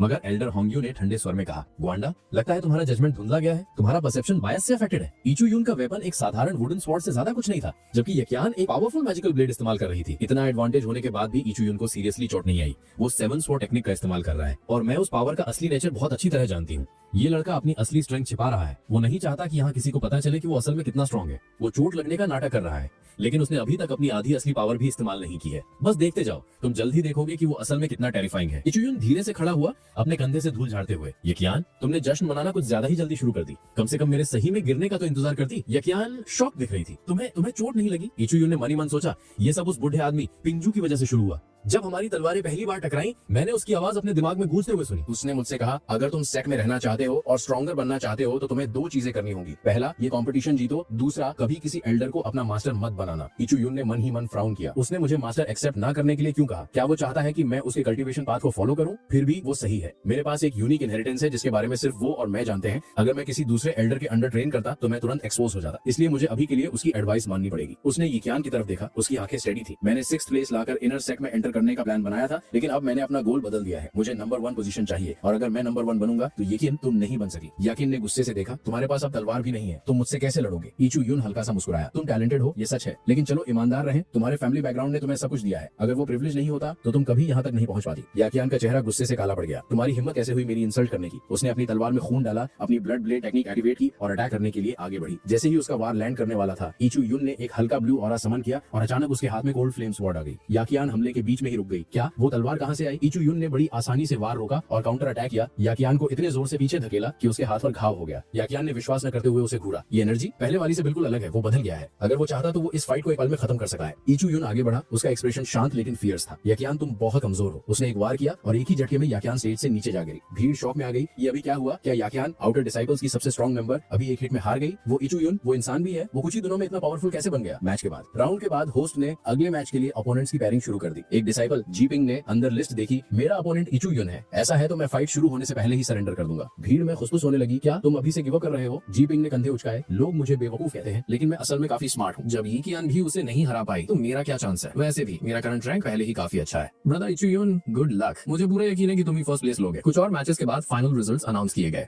4th place Jiping, 3rd place Lin Ruqin, 2nd place Yaqian, 1st place Yichuyun. Host ने फिर डिक्लेयर किया, अब हम शुरू करते हैं हमारा स्पेशल चैलेंज राउंड। अब इनर डिसाइपल्स आगे आएंगे और इन नए रैंकिंग विनर्स को चैलेंज करेंगे। अगर कोई इनर डिसाइपल हारता है तो उसे इनर सेक्ट से एक्सपेल कर दिया जाएगा और उसकी पोजीशन जीतने वाले को मिल जाएगी। सबसे पहले शिया यूलोंग आगे आया, जो शिया यू का बड़ा भाई था। यूलोंग ने स्माइल के साथ कहा, जूनियर ब्रदर्स और सिस्टर्स, काफी समय हो गया हमें मिले हुए। भीड़ ने चीयर किया। ब्रदर यूलोंग, वो अमेजिंग है, वो हम में से पहला था जिसने इनर सेक्ट में एंटर किया था। कोई डाउट नहीं कि वो फिर से एक ग्रेट शो दिखाएगा। भीड़ में से शिया यू ने नर्वसली चिल्लाया, बिग ब्रदर आप इनक्रेडिबल हो, लेकिन आप नहीं जानते कि आपका अपोनेंट कौन है। प्लीज उससे फाइट मत करो, बस विड्रॉ कर लो। यूलोंग ने कॉन्फिडेंटली स्माइल किया, लिटिल ब्रदर चिंता मत करो, मैं आज तुम्हारा बदला लूंगा। तुमने बहुत ह्यूमिलिएशन, बेइज्जती सही है, मैं सब ठीक कर दूंगा। शिया यू की आंखों में आंसू भर गए। सब खत्म हो गया, वो नहीं समझ रहे। इचुयुन की स्ट्रेंथ वो पूरी तरह से एक अलग लेवल पे है। उसने अनाउंस किया, अब इनर डिसाइपल्स अपने अपोनेंट्स चुन सकते हैं। यूलोंग ने सीधा इचुयुन की तरफ इशारा किया, मैं इसे चुनता हूँ। वो आगे बढ़ा, लड़के इस मैच से पहले मैं एल्डर से बात कर चुका हूँ, तुमने मेरे छोटे भाई को ह्यूमिलिएट किया है, अब मैं सबके सामने उसका बदला लूंगा। ऑडियंस नर्वसली फुसफुसाने लगी। यूलोंग ने बहुत बड़ी गलती कर दी। यू के प्राइड की वजह से अब वो अपना स्टेटस खोने वाला है और फिर से एक आउटर डिसाइपल बन जाएगा। स्टैंड से यू ने अपनी मुठ्ठियां भींच ली और आंसुओं के साथ फुसफुसाया,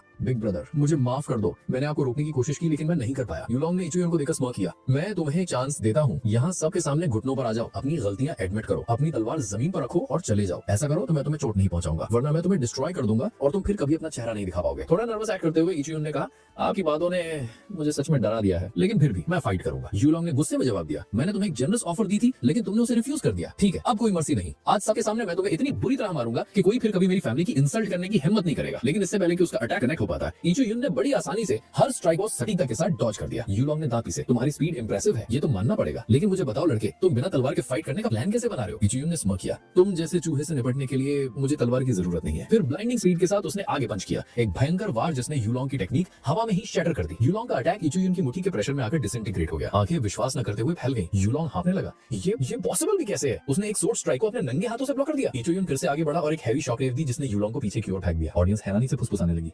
गेम खत्म, यूलोंग फिनिश हो गया। इचुयुन के अटैक्स बहुत खौफनाक हैं। एक स्ट्राइक और उसने उसे पूरी तरह से ओवरवेल्म कर दिया। जैसे ही यूलोंग की बॉडी अरीना से बाहर फेंकी जा रही थी, उसने कांपते हुए इचुयुन का एंकल पकड़ लिया। इचुयुन ने उसे ठंडे स्वर में देखा, ये क्या है? अभी भी हार नहीं मानी। उसने यूलोंग को पकड़ा और उसे बार-बार स्टेज पर वापस पटका। उसने चिल्लाया, इचुयुन बस करो, यूलोंग बेहोश हो चुका है, तुम्हें कंटिन्यू करने की जरूरत नहीं है। दर्शकों ने फुसफुसाया, वो साफ-साफ बदला ले रहा है, लेकिन किस चीज के लिए? इचुयुन ने शांति से कहा, मैं रुक जाता, लेकिन ब्रदर यूलोंग ने अभी तक हार नहीं अपनाई थी। ब्रदर शाओ यूलोंग, क्या आप कंटिन्यू करना चाहते हैं? हाँ कहिए और हम जारी रखेंगे। कांपते और रोते हुए यूलोंग हांफने लगा, नहीं प्लीज और नहीं, मैं यहाँ सबके सामने अपनी हार एडमिट करता हूँ। पूरी भीड़ शांत हो गई। ये सबसे ह्यूमिलिएटिंग हार थी जो किसी ने देखी थी। शाओ युन ने अपना चेहरा ढक लिया और फुसफुसाया, आई एम सॉरी ब्रदर, मुझे माफ कर दो। Special announcement. होस्ट आगे बढ़ा और अनाउंस किया, इनर सेट कंपटीशन अब समाप्त होता है। 4 डिसाइपल्स ने इनर सेट में एंट्री के लिए क्वालिफाई कर लिया है। जैसा कि प्रॉमिस किया गया था, चारों को एक्स्ट्राऑर्डिनरी रिवॉर्ड्स मिलेंगे। लेकिन इसके अलावा एक स्पेशल अनाउंसमेंट है। भीड़ बेचैन हो गई जब वो एल्डर होंगशू की तरफ मुड़ी। वो एल्डर होंगशू नहीं है जो सालों से एकांतवास में थी? हाँ, वो किंग शिया पीक से है, राइट? सेट लीडर ग्वेंडा ने कहा। हाँ, किंग शिया पीक की एल्डर होंगशू आज यहाँ एक पर्सनल डिसाइपल सिलेक्ट करने के लिए आई हैं। ये सुनते ही एक्यान की आंखें एक्साइटमेंट से चमक उठी। एल्डर होंगशू ने एक्यान को देखा और कहा, एक्यान, मैंने डिसाइड किया है कि मैं तुम्हें अपना पर्सनल डिसाइपल बनाना चाहती हूँ। मैं ये दावा नहीं करूंगी कि मैं दुनिया की सबसे बड़ी सोर्ड मास्टर हूँ, लेकिन अभी गिनती के ही लोग जिंदा हैं जो मेरे सामने टिक सके हैं। अगर तुम मुझे अपने मास्टर के रूप में एक्सेप्ट करते हो तो तुम्हें फ्यूचर में बहुत लाभ मिलेंगे और मेरी गाइडेंस में तुम कभी हार का सामना नहीं करोगे। इसके अलावा मेरे किंग शिया पीक पर बहुत सी फीमेल डिसाइपल्स हैं। अगर तुम एक्सेप्ट करते हो तो मैं तुम्हारे लिए एक सूटेबल मैरिज भी अरेंज करवा सकती हूँ। भीड़ हैरान रह गई। क्या किंग शिया पीक ने आज तक किसी मेल डिसाइपल को एक्सेप्ट नहीं किया था? वो एक्यान के लिए अपने सेक्स रूल्स तोड़ रही हैं। वो अनबिलीवेबली लकी है। अगर वो उन्हें ज्वाइन कर लेता है तो उसकी पूरी डेस्टिनी बदल जाएगी। इचू युन ने गहरी सांस ली और सम्मान पूर्वक जवाब दिया, एल्डर होंगशू, मैं आपके ऑफर के लिए आपका दिल से धन्यवाद करता हूँ। मैंने इस कंपटीशन में खुद को प्रूव करने और सेट का डिसाइपल बनने का चांस पाने के लिए एंटर किया था, लेकिन सच कहूँ तो मुझे मास्टर की जरूरत नहीं है। पूरा हॉल शांत हो गया। उसने अपनी बात जारी रखी, तो एल्डर होंगशू, प्लीज मुझे माफ कर दीजिए, लेकिन मुझे मना करना होगा। पूरे अरीना में हैरानी की आवाजें गूंज उठी। सब लोग अविश्वास से घूर रहे थे। आज तक किसी ने किंग शिया पीक से मिले ऑफर को रिफ्यूज नहीं किया था। एल्डर होंगशू का चेहरा गंभीर हो गया। तुमने अभी क्या कहा लड़के? गुआंडा ने बीच में बोला। बच्चे, बेवकूफी मत करो। एल्डर होंगशू ने दशकों से किसी को पर्सनल डिसाइपल नहीं बनाया है। तुम्हें एहसास है ये कितना रेयर मौका है। अगर तुमने अब उन्हें रिजेक्ट कर दिया तो तुम अपनी बाकी जिंदगी पछताओगे। तुम्हारा बोलने से पहले अच्छी तरह सोच लो। इचू युन ने अपना सिर झुकाया। सेट लीडर, मैं मजाक नहीं कर रहा हूँ, मैं सच कह रहा हूँ। मैं किसी का पर्सनल डिसाइपल नहीं बनना चाहता। इनर सेक्ट में एक्सेप्ट हो जाना ही मेरे लिए बहुत बड़ा सम्मान है। एल्डर होंगशू, मैं आपके ऑफर के लिए आभारी हूँ, लेकिन मुझे रिस्पेक्टफुली मना ही करना होगा। सब लोग स्टंड होकर शांत हो गए। एक पॉज के बाद एल्डर होंगशू धीरे से हंसी।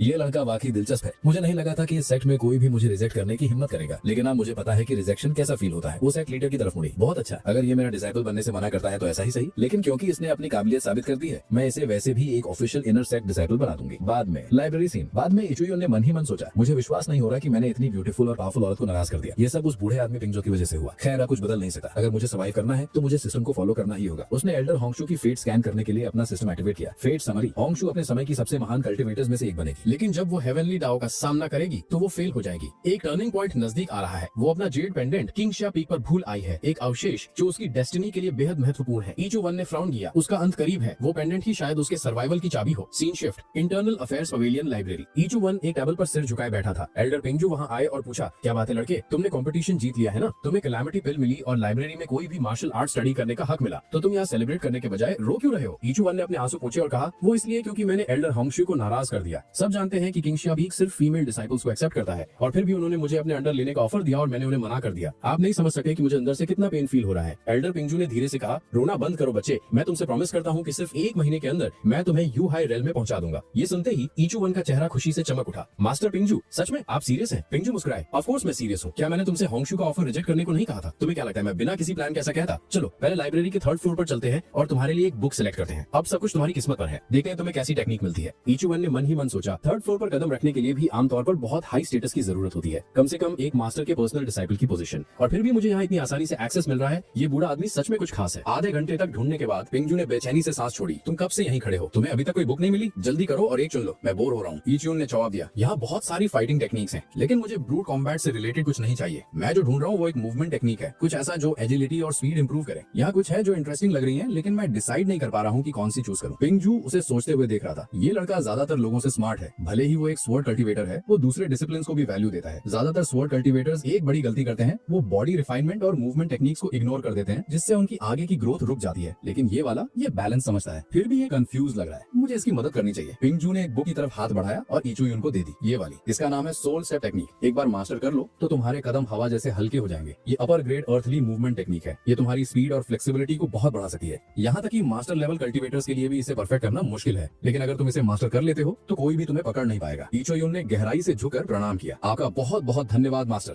चाहिए कितनी भी डिफिकल्ट हो मैं इसे सीख लूंगा, मैं प्रॉमिस करता हूँ। फिर उसने क्यूरियोसिटी से पूछा, वैसे ओल्ड मैन पिंगजू, क्या आप एल्डर होंगशू को पर्सनली जानते हैं? पिंगजू ने सिर हिलाया, हाँ मैं उसे जानता हूँ। लेकिन तुम क्यों पूछ रहे हो? इचू युन ने कहा, मैंने पहले उन्हें ऑफेंड कर दिया था, इसलिए मैं उनसे ठीक से माफी मांगना चाहता था। क्या आपको कोई आइडिया है कि मैं उन्हें कैसे मना सकता हूँ? पिंगजू का एक्सप्रेशन नरम पड़ गया। हाँ, होंगशु। हाँ, मुझे कभी कभी उसके लिए बुरा लगता है। वो पहले सच में बहुत काइंड और चीयरफुल औरत हुआ करती थी, हमेशा अपने डिसाइपल्स को पहले रखती थी, उन्हें वो हर वो अपॉर्चुनिटी देती थी जो वो दे सकी थी। उसकी वजह से उसके डिसाइपल्स ने इनक्रेडिबल हाइट्स यानी अविश्वसनीय ऊंचाइयां हासिल की। सबको विश्वास था कि वो आगे चलकर महानता पाएंगे, लेकिन वही सक्सेस उसका कर्ज बन गई। उसके डिसाइपल्स की प्रोग्रेस ने अटेंशन खींची और जल्द ही दुश्मन सेक्ट्स ने एक एक करके उन सबको खत्म कर दिया। आखिर में उसके सारे डिसाइपल्स मारे गए। ईचू यून की आंखें शौक से फैल गईं। सबके सब, एक भी नहीं बचा। पेंगजू ने गंभीरता से सिर हिलाया। हाँ, एल्डर होंगशु अपने डिसाइपल्स से बहुत डीपली अटैच थी। उन्हें खोने से वो पूरी तरह से टूट गई, इसलिए उन्होंने सालों से कोई दूसरा डिसाइपल नहीं लिया है। सच कहूं तो उनका डिसाइपल बनना डेंजरस है, उनकी वजह से नहीं बल्कि उस कर्स की वजह से जो उनका पीछा करता रहता है। कोई भी ऑर्डिनरी व्यक्ति ये रिस्क नहीं ले सकता। फिर पेंगजू ने उसे वार्न किया, और हाँ, यहाँ होंगशु के बारे में ज्यादा बात मत करना। अगर उसने सुन लिया कि तुम उसके बारे में चर्चा कर रहे हो तो वो तुम पर उसी वक्त अटैक कर सकती है। याद रखना, वो हमारे सेक्ट की सबसे सीनियर मेंबर्स में से एक हैं। दूसरे एल्डर्स तो उन्हें लू यून एंसेस्टर कहते हैं। ईचू यून की आंखें फैल गईं। वो लू यून एंसेस्टर है? उसने मनी मन सोचा।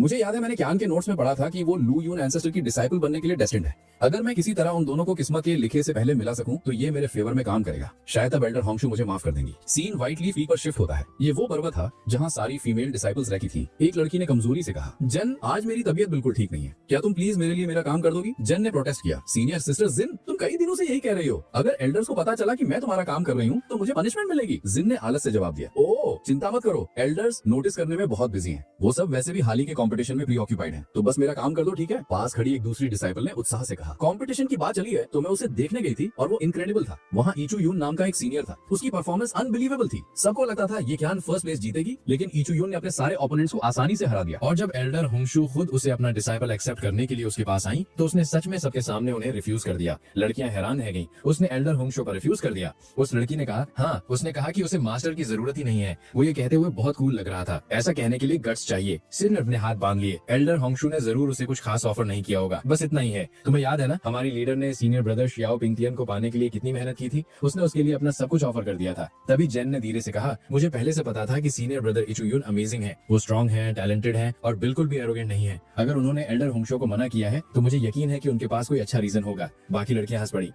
इसे सुनो, ये ऐसे बात कर रही है जैसे वो उसे पर्सनली जानती हो। सिन ने स्मर्क किया। संभल के जेन, उसका नाम इतने कैजुअली मत लो। अगर किसी ने तुम्हें सीनियर ब्रदर ईचू यून कहते हुए सुन लिया तो तुम मुसीबत में पड़ जाओगी। तुम वैसे भी उसके जैसे किसी के करीब कभी नहीं पहुंच पाओगी। कहते हैं कि सीनियर कल्टीवेटर्स भी उसके सामने नहीं टिकते, वो तुम्हारी पहुंच से बहुत बाहर है। जेन ने जोर से नाम सर हिलाया। नहीं, ये सच नहीं है। मैं उससे पहले मिल चुकी हूँ और वो सच में बहुत काइंड है। वो बिल्कुल भी एरोगेंट नहीं है। लड़कियां फिर से जोर से हंस पड़ी। हाँ हाँ, जरूर मिली होगी। तुमने शायद सपना देखा होगा। सिन ने हंसी। मेरी कजिन सीनियर ब्रदर ईचू यून को पर्सनली जानती है और उसने मुझे उनके बारे में बहुत कुछ बताया है। तो मेरा विश्वास करो, मैं तुम्हारे मुकाबले उनके बारे में ज्यादा जानती हूँ। बातें मत बनाओ। उसी वक्त ईचू यून खुद हॉल में एंटर हुआ और बोला, मैं जेन को ढूंढ रहा हूँ, क्या वो यहाँ है? सारी लड़कियां फ्रीज हो गईं। उनकी आंखें शौक से फैल गईं। रुको, सीनियर ब्रदर ईचू यून, वो यहाँ हमारे पीक पर है। सिन तुरंत खड़ी हो गई और बोली, सीनियर ब्रदर, क्या आप यहाँ मुझसे मिलने आए हैं? ईचू यून ने फ्रॉन किया।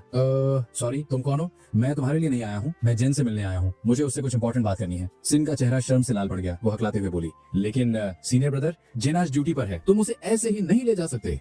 ईचू यून का टोन सख्त हो गया। ओह अच्छा, क्या मुझे अब किसी से बात करने के लिए तुम्हारी परमिशन की जरूरत है? तुम्हें क्या लगता है तुम्हारे पास अपने सीनियर से इतनी एरोगेंस के साथ बात करने की अथॉरिटी है? शिन तुरंत पैनिक कर गई और गहराई से झुक गई। I am so sorry senior brother, मुझे माफ कर दीजिए। जियान आपके साथ जा सकती है। बिल्कुल, हम उसकी ड्यूटी संभाल लेंगे। Scene shift. बाद में जियान ईचू यून के साथ नर्वसली चल रही थी। सीनियर ब्रदर, हम कहाँ जा रहे हैं? ईचू यून हल्का सा मुस्कुराया। सॉरी, मैं तुम्हें बताना भूल गया। जियान ने जल्दी से कहा, नहीं नहीं कोई बात नहीं, आपने पहले ही मेरी इतनी हेल्प की है। आपने जो कुछ भी किया है उसके बाद मैं आपको रिपे करने के लिए कुछ भी करूंगी। ईचू यून ने मन ही मन सोचा, ये लड़की सच में अमेजिंग है। जब से मैंने उसे वो 4 ब्लड स्पिरिट पिल्स दी है, उसने 4 कल्टीवेशन लेयर्स ब्रेक थ्रू कर ली है और अपनी सीक्रेट बॉडी भी अनलॉक कर ली है। अब से उसकी ग्रोथ इनक्रेडिबल होगी। फिर ईचू यून ने गंभीरता से कहा, जूनियर सिस्टर, तुम शायद जानती होगी कि कुछ दिन पहले मैंने एल्डर होंगशु का उनका डिसाइपल बनने को ऑफर रिफ्यूज कर दिया था। इससे वो सच में ऑफेंड हो गई। अब उनसे पीस बनाने का मेरे पास एक ही तरीका है कि मैं उन्हें ट्रेन करने के लिए एक नया डिसाइपल लेकर आऊं। अगर मैं ऐसा नहीं कर पाया तो मैं बहुत बड़ी मुसीबत में पड़ सकता हूँ। तो क्या तुम मेरे लिए उनकी डिसाइपल बनने को तैयार हो? जियान ने उसे पूरी तरह स्टन्ड होकर देखा। रुको, मैं? आप चाहते हैं कि मैं एल्डर होंगशु की डिसाइपल बन जाऊं? उसने कांपते हुए पूछा।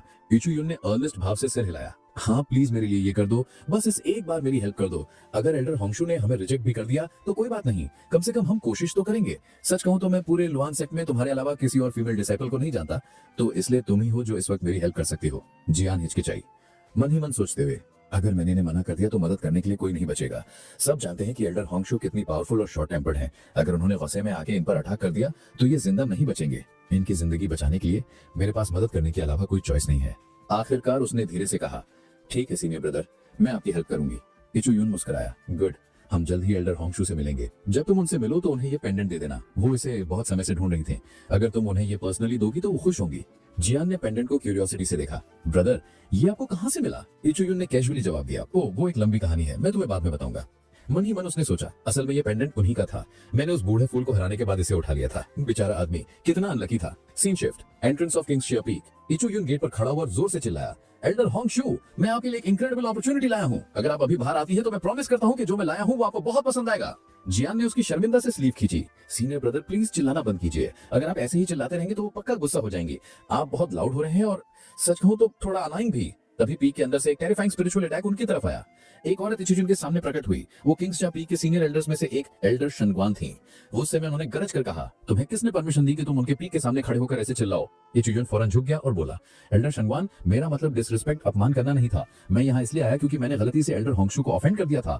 मैं बस अपोलोजाइज करना चाहता हूँ और चीजें ठीक करना चाहता हूँ और कुछ नहीं। शनग्वान ने ठंडे स्वर में कहा, तो तुम अपोलोजाइज करने आए हो और यह है तुम्हारा तरीका, अपने साथ एक बॉडी टेम्परिंग रियल्म की लड़की को लाकर? तुम्हें सच में लगता है कि तुम इस बच्ची के जरिए एल्डर होंगशू को शांत कर सकते हो? तुम्हें सच में हमारे एल्डर्स को फूल समझा है क्या? मैं खुद तुम्हें सबक सिखाऊंगी। बिना कोई वार्निंग दिए उसने इचू यून पर एक डेडली स्ट्राइक लॉन्च कर दी। इचू यून ने तेजी से सोचा, ये पागल है, अगर इसका एक भी अटैक लैंड हो गया तो मैं खत्म हूँ। लेकिन इससे पहले कि वो ब्लो लगा, उनके बीच एक तलवार चमकी। डुआन होंग ठीक समय पर प्रकट हुआ और उसने अटैक को ब्लॉक कर दिया। एल्डर, आप मेरे जूनियर ब्रदर पर ऐसे अटैक नहीं कर सके। शैंगुआन की आंखें सिकुड़ गई। तुम्हारी हिम्मत हुई मेरा अटैक रोकने की? डुआन होंग ने रिस्पेक्ट से झुककर कहा, एल्डर, मैं समझता हूँ कि मेरे जूनियर ब्रदर ने एल्डर होंगशू को ऑफेंड किया, लेकिन वो यहाँ सिंसियरली अपोलोजाइज करने आया है। जब वो सुलह करने आया है तो उस पर अटैक करना गलत है, इसलिए मैंने इंटरवीन किया। शांगुआन ने दहाड़ते हुए फिर एक स्ट्राइक भेजा। तुम सिर्फ एक डिसाइपल हो, मुझे ये मत बताओ कि क्या सही है और क्या गलत। इससे पहले कि ये क्लैश और बढ़ता, एल्डर होंगशू खुद वहाँ प्रकट हुई। उनकी प्रेजेंस ने तुरंत सबको चुप करा दिया। शांगुआन, तुम क्या कर रही हो? इसे तुरंत रोक दो वरना तुम यहाँ सबको हर्ट कर दोगी। फिर उन्होंने इचू यून की ओर देखा। अब लड़के, दिखाओ कि तुम अपनी सिंसियरिटी साबित करने के लिए क्या लाए हो। लेकिन मेरी बात ध्यान से सुनो, अगर तुम्हारा गिफ्ट थोड़ा भी वर्थनेस निकला तो मैं तुम्हारी सोल खुद डिस्ट्रॉय कर दूंगी। इचू यून गहराई से झुका। एल्डर होंगशू, मैं इस जूनियर सिस्टर को अपने साथ लाया हूँ। पूरे सेक्ट में इनके जितना वर्दी कोई नहीं है जो आपका डिसाइपल बनने के लायक हो। जियान की आंखें फैल गई। सीनियर ब्रदर, आप ये क्या कह रहे हैं? इचू यून ने धीमे से कहा, डोंट वरी, बस उन्हें वो पेंडेंट दे दो जो मैंने तुम्हें दिया था। जियान ने नर्वस होकर कदम बढ़ाए। एल्डर होंगशू, मुझे ये पेंडेंट किंगशिया पीक के पास मिला, मुझे लगा ये शायद आपका है, इसलिए मैं इसे वापस लाने आई हूँ। शैंगुआन ने ताना मारा, हाँ, ये सस्ता सा ट्रिंकेट, ये तो किसी वैल्यूएबल मटेरियल से भी नहीं बना है, बस प्लेन मेटल है। तुम दोनों को मरने की बड़ी जल्दी है, अगर तुम्हें लगता है इससे वो खुश होंगी। लेकिन जैसे ही एल्डर होंगशू ने वो पेंडेंट देखा, उनका एक्सप्रेशन बदल गया। उनकी आंखें नरम पड़ गईं। समझ गई, तो ये वही पेंडेंट है। शांगुआन, पीछे हटो, मुझे जियान से अकेले में बात करनी है। शांगुआन ने फ्राउन किया। ठीक है एल्डर, लेकिन मुझे अब भी लगता है कि ये लड़की ऑर्डिनरी है। इचू यून इसके बारे में जो कह रहा है वो सच नहीं हो सकता। एल्डर होंगशू ने ठंडे स्वर में कहा, बस बहुत हुआ शांगुआन, मैंने कहा पीछे हटो, मैं इसे खुद संभाल लूंगी। शांगुआन के जाने के बाद होंगशू हल्का सा मुस्कुराई। ये बच्ची हाल ही में अवेकेंड हुई है ना? इसका टैलेंट एक्स्ट्रा ऑर्डिनरी है। मैं बता सकती हूँ कि ये बहुत कम समय में बेहद पावरफुल बन जाएगी, शायद दुनिया की सबसे महान कल्टीवेटर्स में से एक। ये लड़की बिल्कुल ऑर्डिनरी नहीं है। इसकी वेन्स में डिवाइन फ्लेम ब्लड लाइन बह रही है, जो अस्तित्व में सबसे रेयर और स्ट्रॉन्गेस्ट ब्लड लाइंस में से एक है। जियान हैरान रह गई। एल्डर होंगशू, क्या आप मेरे बारे में बात कर रही हैं? होंगशू ने सिर हिलाया। लगता है इचू यून, तुम सही थे, तुम वाकई मेरे लिए एक एक्सेप्शनल डिसाइपल लाए हो। लेकिन मुझे बताओ, इतना वैल्यूएबल गिफ्ट कोई फ्री में नहीं देता, तुम्हें बदले में क्या चाहिए? इचू यून मुस्कुराया। मैं जानता था एल्डर होंगशू, आप बेहद क्लेवर हैं। मैं सिर्फ एक वादा चाहता हूँ, अगर फ्यूचर में मैं किसी लाइफ थ्रेटनिंग सिचुएशन में फंस गया जिससे मैं खुद नहीं निकल सका, तो क्या आप मुझे बचाने आएंगी? होंगशू धीरे से मुस्कुराई। तो आखिरकार तुम्हें मौत से डर लगता है लड़के? फिर उन्होंने मन ही मन सोचा। यहाँ तक कि शांगुआन भी जियान का असली पोटेंशियल नहीं पहचान पाई, लेकिन इचू यून ने इंस्टेंटली उसकी ब्लड लाइन देख ली। ये लड़का फैसिनेटिंग है। आखिर में उसने कहा, बहुत अच्छा, ये लो एक गोल्डन लीफ चार्म, ये तुम्हारी लाइफ एक बार प्रोटेक्ट करेगा। और एक ग्रेटिट्यूड के जेस्चर के तौर पर मैं एक पब्लिक अनाउंसमेंट करूंगी, आज से तुम दोनों ऑफिशियली किंगशिया पीक का हिस्सा हो। इचू यून, तुम्हारा अभी कोई मास्टर नहीं होगा, लेकिन अब से तुम मेरे पीक को बिलोंग करते हो। इसका मतलब है फ्यूचर में तुम्हारी रिस्पॉन्सिबिलिटी हमारी होगी। लेकिन तुम्हें हर हफ्ते कम से कम एक बार मेरे पीक पर आना होगा। अगर तुम नहीं आए तो मैं तुम्हारी सेफ्टी की गारंटी नहीं लूंगी। इचू यून की आंखों में आंसू भर आए। उसने कहा, एल्डर होंगशू, आपका बहुत बहुत धन्यवाद। आप नहीं जानती आपने आज मुझ पर कितना बड़ा एहसान किया है। तभी डुआन हुंग पास आया और बोला, ब्रदर, लगता है आखिरकार सब ठीक हो गया। इचू यून हल्का सा मुस्कुराया। हाँ ब्रदर डुआन, थैंक यू। सच में, अगर आपने पहले एल्डर शांगकुआन को नहीं रोका होता तो मैं अब तक मारा जा चुका होता। डुआन हुंग ने हाथ हिलाते हुए कहा, अरे मेंशन मत करो, हम भाई हैं आखिरकार। वैसे भी मैं बस वहाँ से गुजर रहा था। बाय द वे, मैंने तुम्हारी फाइट एक यान के साथ देखी और सच कहूँ वो इनक्रेडिबल थी। तुम एक रिमार्केबल फाइटर हो इचू यून। वो मैच देखकर मेरा पूरा दिन बन गया। तुम इनर सेक्ट में आए हुए ज्यादा समय नहीं हुआ है ना? क्यों ना हम कभी साथ में ट्रेन करें? मैं स्वॉट टेक्निक्स में स्पेशलाइज करता हूँ और मैं उन्हें सीखने में तुम्हारी मदद कर सकता हूँ। इचू यून ने खुशी से सिर हिलाया। ये बहुत अच्छा आइडिया है ब्रदर। अगर हम साथ ट्रेन करेंगे तो हम दोनों को बहुत फायदा होगा। कुछ दिन बाद इचू यून अकेला खड़ा इधर उधर देख रहा था। ब्रदर डुआन आज नजर नहीं आए। वो ट्रेनिंग के लिए आमतौर पर इतने पंक्चुअल होते हैं, लेकिन आज बहुत लेट है। खैर, मैं एल्डर पिंगचू और ब्रदर डुआन के साथ काफी समय से प्रैक्टिस कर रहा हूँ। फिर भी मेरा कल्टीवेशन बिल्कुल भी एडवांस नहीं हुआ है। मैं नेसेंट रैल्म के 9th लेवल पर पूरी तरह स्टक हो गया हूँ। एल्डर पिंगचू ने कहा था कि ब्रेक ब्रेक थ्रू करने के लिए मुझे रियल कॉम्बैट एक्सपीरियंस की जरूरत पड़ेगी। सिर्फ कल्टीवेशन करने से कुछ नहीं होगा, लेकिन एक्चुअल फाइट मुझे कहाँ मिलेगी? तभी उसने 2 डिसाइपल्स को भागते हुए देखा। उनमें से एक चिल्लाया, 5 सन माउंटेन केव पर अटैक हुआ है, हमारे कई डिसाइपल्स मारे गए हैं और जो एल्डर्स वहां गार्ड कर रहे थे वो पहले ही हेल्प के लिए जा चुके हैं। घर डिसाइपल्स को वापस लाया जा रहा है और बाकी सभी सेक्ट मेंबर्स को असिस्ट करने के लिए बुलाया जा रहा है। इचू यून की आंखें फैल गई। 5 सन माउंटेन पर अटैक हुआ है, ब्रदर ड्वान जरूर वहीं गए होंगे, इसलिए वो आज नहीं दिखे। कुछ ही पलों बाद ड्वान हुंग वहां पहुंचा। उसके हाथ पर पट्टी बंधी थी और कपड़े फटे हुए थे। इचू यून फौरन उसकी ओर भागा। ब्रदर ड्वान, आपको चोट लगी है? ड्वान हल्का सा मुस्कुराया, हाँ कुछ सीरियस नहीं है, मुझे लगा तुम यहाँ इंतजार कर रहे होगे, इसलिए मैं तुम्हें देखने आ गया। मैं जानता हूँ तुम्हारा कल्टीवेशन इन दिनों रुका हुआ है, इसलिए मैं तुम्हारे लिए माउंटेन से कुछ लाया हूँ। ये रेयर स्पिरिट स्टोन, ये तुम्हें ब्रेक थ्रू करने में मदद करेगा। नेसेंट रेल्म को पार करना बहुत मुश्किल होता है, इसलिए जब भी तुम कल्टीवेट करो इसे इस्तेमाल करना, इससे तुम्हें वो बूस्ट मिलेगा जिसकी तुम्हें जरूरत है। इचू यून की आंखें फिर से भर आई। ब्रदर ड्वान, आप वाकई बहुत काइंड हैं, मैंने आपकी जैसा सेल्फलेस इंसान पहले कभी नहीं देखा। ड्वान का एक्सप्रेशन गंभीर हो गया। सुनो, ये ट्रेजर बहुत कीमती है, इसकी वजह से हम दोनों पर खतरा आ सकता है। अगर किसी को पता चल गया कि ये तुम्हारे पास है तो वो तुम्हारे पीछे पड़ जाएंगे। इचू यून ने सिर हिलाया। समझ गया ब्रदर, मैं बहुत सावधान रहूंगा, लेकिन आप इंजर्ड है, अब जाकर थोड़ा रेस्ट कीजिए, मैं थोड़ी देर और प्रैक्टिस करके वापस चला जाऊंगा। ड्वान ने सिर हिलाया और चला गया। लेकिन जैसे ही इचू यून ने ट्रेनिंग फिर शुरू की, उसे अचानक अपने पीछे एक अजीब सी प्रेजेंस महसूस हुई। ऐसा लगा कोई उसे छिप कर देख रहा है। Scene shift. अगली सुबह इचू यून ने झुंझलाते हुए कहा, वो शैडो वाला बास्टर्ड भाग गया जो कल रात मुझे देख रहा था। जो भी था उसके इरादे अच्छे नहीं थे। अचानक पास की झाड़ियों में सरसराहट हुई। इचू यून ने मुस्कुराकर कहा, आखिरकार पकड़ ही लिया, मैं पूरी रात तुम्हारा पीछा कर रहा था, अब देखते हैं तुम कौन हो। वो आगे अटैक करने को उछला, बट इससे पहले कि वो स्ट्राइक कर पाता, झाड़ियों से एक मुक्का निकला और सीधा उसकी छाती पर लगा। इचू यून लड़खड़ाकर पीछे हटा। उसने ऊपर देखा, वो श्याओ पियंगटियान था। पियंगटियान ने भौवें चढ़ाई। इचू यून, तुम मुझ पर अटैक कर रहे हो? इचू यून ने मन ही मन कड़वाहट से सोचा, मेरी किस्मत हमेशा इस आदमी से क्यों टकराती है, और उसके ऑरा से लग रहा है कि उसे फिर कुछ इनक्रेडिबल आइटम मिलने वाला है। कमाल है। फौरन उसने कहा, ब्रदर श्याओ रुकिए, ये एक गलतफहमी है, मुझे लगा आप कोई इंट्रूडर है। पियंगटियान ने हाथ बांधकर कहा, तुम जानते हो ये युंजा पैवलिन का पिछला पर्वत है ना, यहाँ किसी को आने की अनुमति नहीं है। अच्छा होगा तुम यहाँ से चले जाओ, इससे पहले कि तुम कोई और ट्रबल खड़ी करो। इससे पहले कि इचू यून कुछ जवाब दे पाता, एक शांत लेकिन अथॉरिटेटिव आवाज आई, रुको, क्या वो इचू यून है? दोनों मुड़े। वो एल्डर ग्वांडा थे, सेक्ट लीडर के असिस्टेंट। एचुयन तुरंत झुक गया। प्रणाम सेक्ट लीडर। ग्वांडा मुस्कुराए। मुझे पता चला तुमने किंगशिया पीक ज्वाइन कर लिया है ना? एचुयन ने सिर हिलाया। जी सर, मेरे मास्टर ने कहा कि अब सिर्फ सिंपल कल्टीवेशन काफी नहीं है, अगर मुझे और स्ट्रॉन्ग बनना है तो मुझे रियल वर्ल्ड कॉम्बैट एक्सपीरियंस चाहिए, इसलिए मैं यहाँ आया था। ग्वांडा ने पिंगटियन की ओर देखा। पिंगटियन, एचुयन को अपने साथ चिन फैमिली नेशन पर लेकर जाओ, वो तुम्हारा असिस्ट करेगा और इससे अपने मास्टर का दिया हुआ टास्क पूरा करने में भी मदद मिलेगी। पिंगटियन ने फौरन कहा, सेक्ट लीडर, चिन फैमिली मिशन के लिए सिर्फ एक व्यक्ति काफी है, मैं इसे अकेले संभाल सकता हूँ। एचुयन ने भी कोशिश की। प्लीज सेक्ट लीडर, इन्हें अकेले आने दीजिए, इनकी स्किल्स मुझसे बहुत ऊपर है, मैं शायद इन्हें स्लो कर दूंगा। ग्वांडा हल्के से हंसे। ओह सच में? तुम्हें लगता है तुम इतने कमजोर हो? अगर प्रोग्रेस की बात करें तो पूरे लुआन सेक्ट में शायद ही कोई डिसाइपल हो जो तुमसे तेजी से आगे बढ़ रहा हो। तुम पिंगटियन के साथ जाओगे, इसे एक सीखने का मौका समझो, उसके पास बहुत एक्सपीरियंस है और तुम्हें उससे फायदा हो सकता है। फिर दूसरी ओर मुड़ते हुए उन्होंने कहा, ठीक है अब तय हो गया, तुम दोनों मिशन के लिए तुरंत निकल सकते हो।